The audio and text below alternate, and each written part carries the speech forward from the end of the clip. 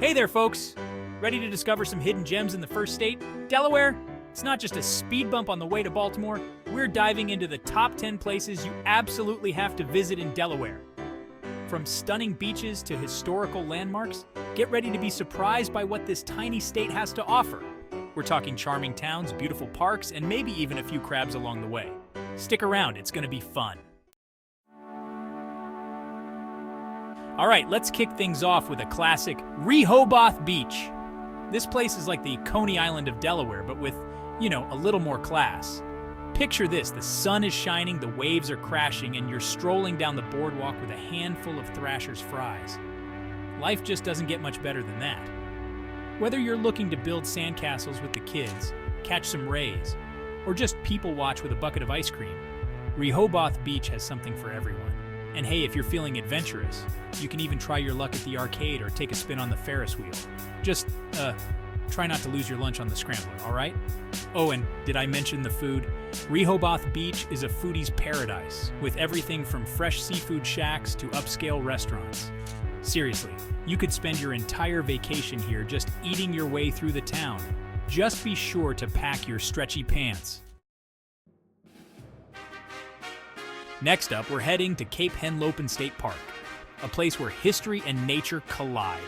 This place is huge, folks, with miles of coastline, towering sand dunes, and even a World War II-era fort. You could easily spend a whole day here and still not see everything. Speaking of history, you've got to check out Fort Miles. This former military base played a crucial role in defending the Delaware coast during World War II, and today it's a fascinating glimpse into the past. You can explore the bunkers, climb the observation towers, and even see some of the original artillery guns. Just try not to trip any alarms, okay? But hey, it's not all about history at Cape Henlopen. The park is also home to some of the most beautiful beaches in Delaware, perfect for swimming, sunbathing, or just taking a leisurely stroll. And if you're feeling adventurous, you can even try your hand at fishing or kayaking. Just watch out for the crabs, they're feisty little fellas. Hold on to your hats, folks, because we're about to step into a world of luxury and grandeur. Nemours Mansion and Gardens is like something straight out of a fairy tale, with its sprawling estate, manicured gardens, and opulent mansion. You'll feel like royalty just walking through the front door. This place was built in the early 1900s by Alfred and Dupont, one of the wealthiest men in America at the time. And let me tell you, the guy spared no expense. The mansion is filled with priceless art, antique furniture, and enough gold leaf to make King Midas jealous. You'll be amazed by the level of detail and craftsmanship everywhere you look. But the real star of the show here is the gardens. We're talking acres upon acres of perfectly manicured lawns, colorful flower beds, and gurgling fountains. It's like walking through a living, breathing work of art. You could easily spend an entire afternoon just wandering the grounds and taking in the beauty. Chapter 4, Delaware Seashore State Park. Sun, sand, and seafood. All right, let's get back to the beach, shall we? Delaware Seashore State Park is 6 miles of pure coastal bliss, with something for everyone. Whether you're looking to swim, sunbathe, fish, or just relax on the sand, this place has got you covered.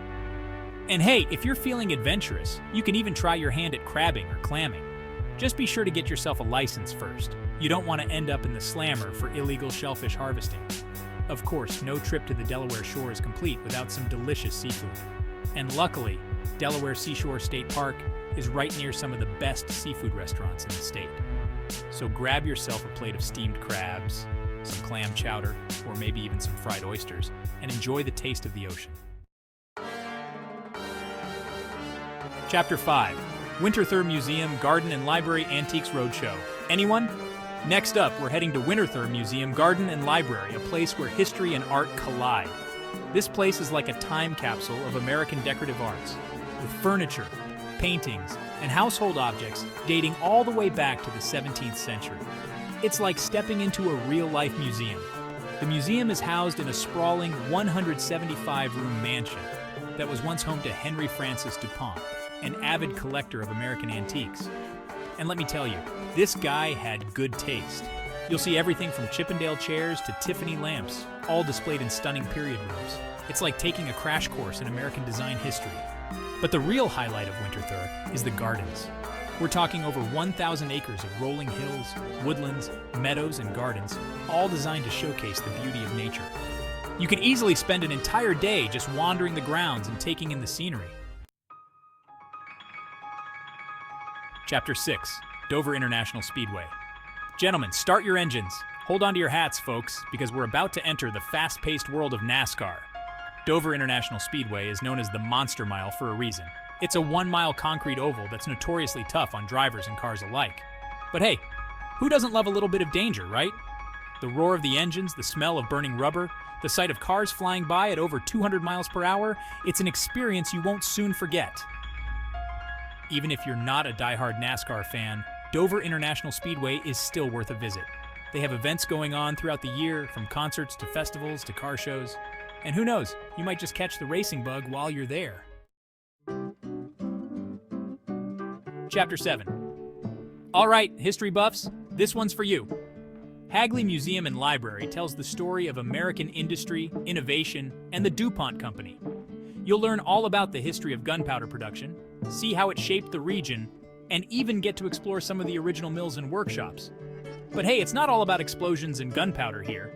Hagley is also home to a beautiful 235-acre garden, perfect for a leisurely stroll or a picnic lunch. And if you're feeling adventurous, you can even take a ride on a restored 19th century train. So whether you're a history buff, a nature lover, or just looking for a unique and interesting place to visit, be sure to add Hagley Museum and Library to your list. Chapter 8, Brandywine Creek State Park. Nature time. Let's take a break from the hustle and bustle and escape into nature at Brandywine Creek State Park.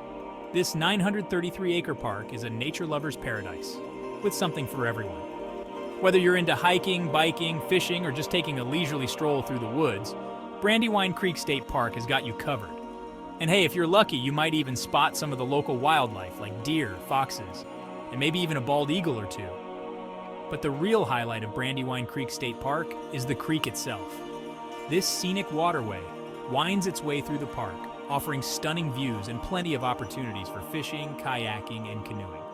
So grab your fishing pole, your kayak, or just a good book, and get ready to relax and reconnect with nature. Chapter 9, First State National Historical Park. The First State. All right, history buffs, get ready for a trip back in time. First State National Historical Park commemorates Delaware's role as the first state to ratify the U.S. Constitution. That's right, folks. Delaware was the first state to say yes to the Constitution, making it the official first state in the Union. The park is actually spread out across several different sites in Delaware, each one telling a different part of the state's rich history. You can visit the Newcastle Courthouse, where the Delaware General Assembly voted to ratify the Constitution, or check out the Old Swedes Church, one of the oldest churches in America. And hey, while you're in the area, be sure to explore the charming town of Newcastle.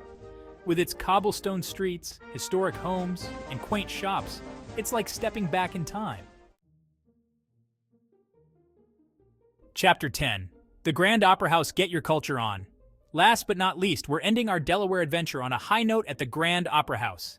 This historic theater has been entertaining audiences for over 150 years, and it's still going strong today.